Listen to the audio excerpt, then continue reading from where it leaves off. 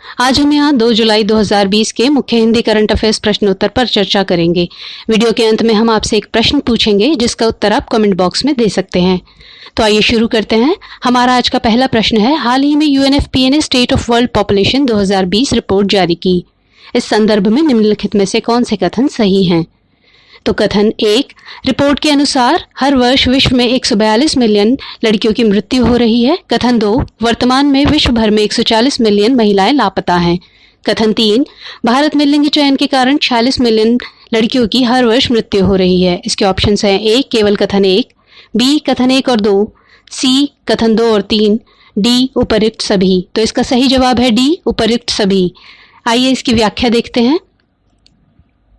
United Nations population fund यानी UNFPA ने वैश्विक स्तर पर महिलाओं पर हो रहे अत्याचार और उनकी घटती संख्या के संदर्भ में हाल ही में स्टेट ऑफ वर्ल्ड पॉपुलेशन 2020 नामक रिपोर्ट जारी की है। रिपोर्ट के मुताबिक विश्व भर में महिलाओं की मृत्यु की संख्या पिछले 50 वर्षों में दोगुनी से अधिक हो गई है। वर्ष 1970 में यह संख्या 6.10 करोड़ थी, जो वर्ष 2020 में बढ़कर 14.26 करोड़ पर पहुंच गई है। विश्व में लिंग परीक्षण के कारण कुल मृत लड़कियों की संख्या लगभग 2/3 है तथा जन्म के बाद की महिला मृत्यु दर लगभग 1/3 है। रिपोर्ट के अनुसार हर वर्ष दुनिया भर में 142 मिलियन लड़कियों की मृत्यु हो रही है। लैंगिक आधारित भेदभाव अर्थात जन्म से पूर्व लिंग चयन के कारण विश्व में प्रतिवर्ष लगभग 12 से 15 लाख लड़कियों की मृत्यु हो जाती है, जिनमें से 90 से 95% मृत्यु भारत और चीन में होती हैं। इसके अलावा वर्तमान में विश्व भर में 140 मिलियन महिलाएं लापता हैं। रिपोर्ट में यह भी कहा गया है कि वर्तमान में जीवित लड़कियों महिलाओं में से 650 मिलियन बाल विवाह जैसी कुप्रथा से पीड़ित हैं। रिपोर्ट में भारत की स्थिति क्या है? लिंग चयन के कारण भारत में 46 मिलियन लड़कियों की हर वर्ष मृत्यु हो रही है। वर्ष 2020 तक भारत में मृत महिलाओं की संख्या 45.8 मिलियन हो गई है, जबकि चीन में यह आंकड़ा 72.3 मिलियन है। भारत के पड़ोसी देशों में अफगानिस्तान, बांग्लादेश और पाकिस्तान में 5 वर्ष से कम उम्र की लड़कियों की मृत्यु दर 3% से कम है। रिपोर्ट में वर्ष 2014 के एक अध्ययन को आधार बनाते हुए कहा गया है कि भारत में 1000 महिलाओं पर 13.5 प्रति महिला की मृत्यु प्रसव पूर्व लिंग चयन के कारण हुई है। इसके अलावा भारत में 5 वर्ष से कम उम्र की बालिकाओं में मृत्यु दर का अनुपात 9 बालिकाओं पर 1 है, जो सर्वाधिक है। महिलाओं के विरुद्ध घातक प्रथाएं। इस रिपोर्ट में महिलाओं के विरुद्ध 3 प्रकार की कुरीतियों को व्यापक स्तर पर घातक बताया गया है, जिनमें से एक है फीमेल जेनिटल म्यूटिलेशन, दूसरी है बाल विवाह और तीसरी है लोगों में पुत्र प्राप्ति की तीव्र इच्छा। बता दें कि इस रिपोर्ट में पक्षपातपूर्ण लिंग चयन के साथ साथ जन्म के समय लिंग अनुपात असंतुलन का अध्ययन करके महिलाओं की मृत्यु के कारणों की जांच की गई है। हमारा अगला प्रश्न है, हाल ही में किस देश के वैज्ञानिकों ने एक नए फ्लू वायरस का पता लगाया है जिसमें महामारी का रूप लेने की क्षमता बताई जा रही है? ऑप्शंस हैं ए इटली, बी चीन, सी अमेरिका, डी जापान। तो इसका सही उत्तर है बी चीन। आइए अब इसकी व्याख्या देखते हैं। चीन में वैज्ञानिकों ने फ्लू के एक ऐसे नए स्ट्रेन यानी कि नए स्वाइन फ्लू की पहचान की है जिसमें महामारी का रूप लेने की क्षमता है। विशेषज्ञों के मुताबिक यह नया swine flu H1N1 swine flu का वंशज है। इस नए फ्लू को स्वाइन फ्लू G4 नाम दिया गया है। हालांकि यह वायरस सुअरों में पाया जाता है, लेकिन यह इंसानों को भी संक्रमित कर सकता है।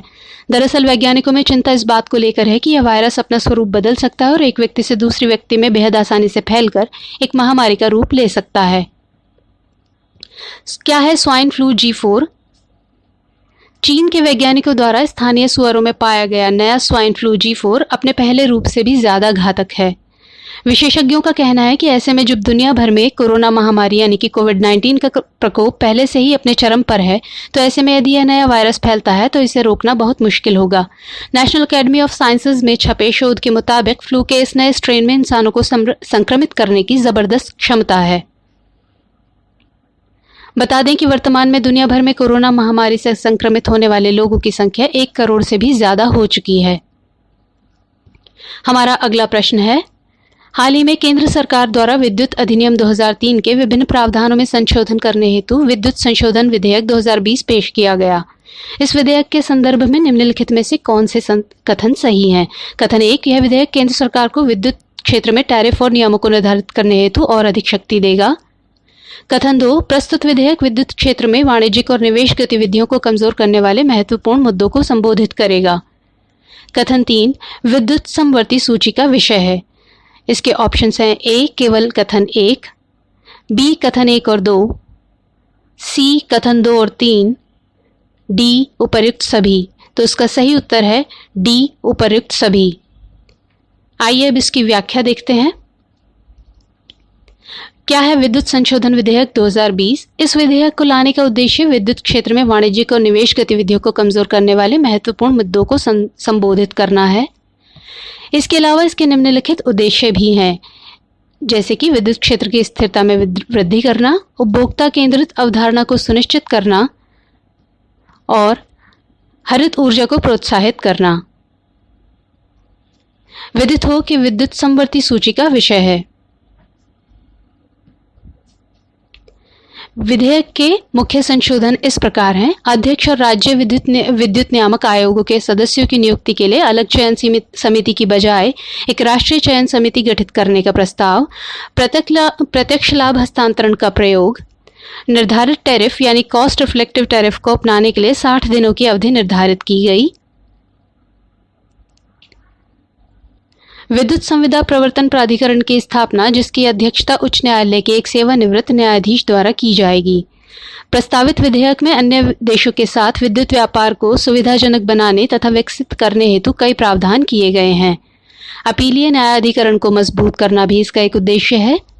राज्य विद्युत नियामक आयोग की अनुमति के साथ डिस्कॉम को एक विकल्प के रूप में अपने किसी विशेष क्षेत्र में विद्युत आपूर्ति सुनिश्चित करने हेतु एक अन्य व्यक्ति को अधिकृत करने के अधिकार डिस्कॉम का प्रस्ताव।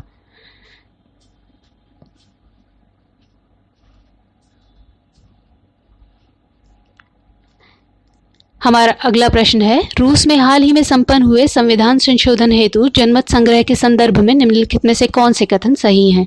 कथन 1, रूस में कराए गए इस जनमत संग्रह में रूस की जनता ने वर्ष 2036 तक पुतिन की राष्ट्रपति पद हेतु दावेदारी का समर्थन किया है। कथन 2, कुल मतों में से संविधान संशोधन के समर्थन में 77.9% मत पड़े। कथन 3, इस जनमत संग्रह के परिणाम स्वरूप व्लादिमीर पुतिन अब वर्ष 2036 तक अपने पद पर बने रहेंगे। इसके ऑप्शन हैं ए केवल कथन 1, बी कथन 1 और 2, सी कथन 2 और 3, डी उपर्युक्त सभी। तो इसका सही उत्तर है डी उपर्युक्त सभी।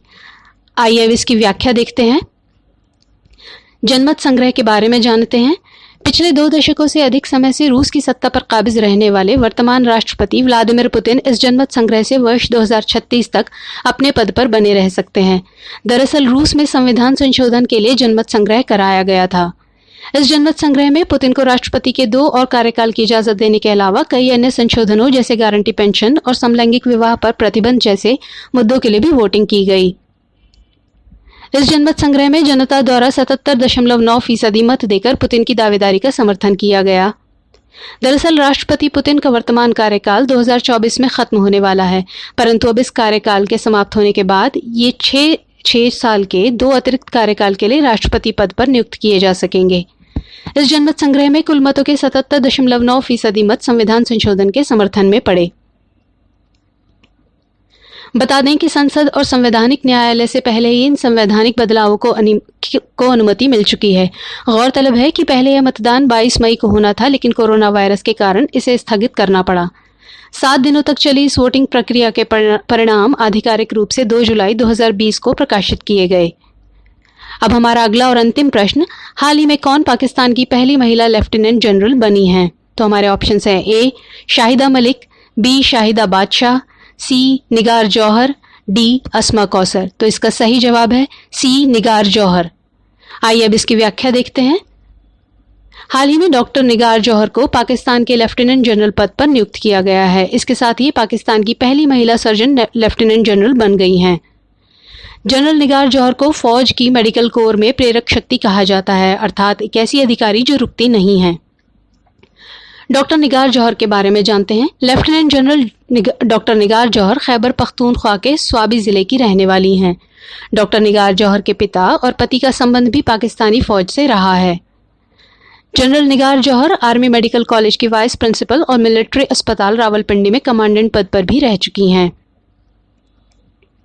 इन्हें वर्ष 2017 में मेजर जनरल के पद पर प्रोन्नत किया गया था, जिससे पाकिस्तान आर्मी में मेजर जनरल के पद पर तैनात होने वाली तीसरी महिला बन गई हैं।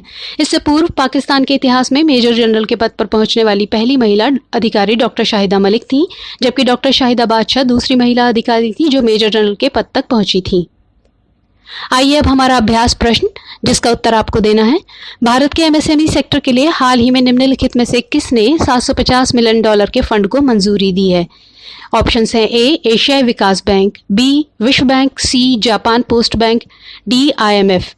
इस प्रश्न का उत्तर आप हमें कमेंट बॉक्स में दे सकते हैं। अगली वीडियो में हम अन्य प्रश्नों के साथ साथ इस प्रश्न के उत्तर को लेकर फिर हाजिर होंगे। वीडियो में पूछे गए प्रश्नों को डाउनलोड करने के लिए आप हमारी वेबसाइट पर विजिट कर सकते हैं और इसको डाउनलोड भी कर सकते हैं, जिसका लिंक हमने डिस्क्रिप्शन बॉक्स में दे दिया है। आपको हमारा यह प्रयास कैसा लगा कमेंट बॉक्स में लिखकर हमें ज़रूर बताएं। धन्यवाद। जय हिंद, जय भारत।